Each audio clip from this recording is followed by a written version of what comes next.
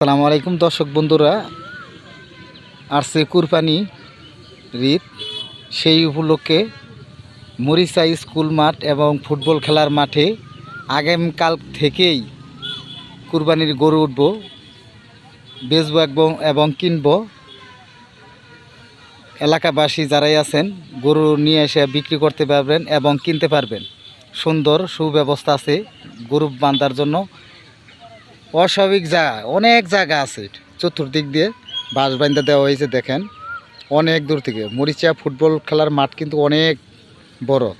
দেখেন সেই সূত্রে সুন্দর করে এই যে বাঁশ দড়ির মতো দেওয়া যায়, এটা কিন্তু বাঁশ বাঁধে চতুর্দিক দিয়ে সুন্দরভাবে গরু বাঁধা ওইখানে রাখবে। আগামীকাল থেকেই গরু উঠবে। সুন্দর করে এই যে বাঁশ বাঁধা দেওয়া হয়েছে।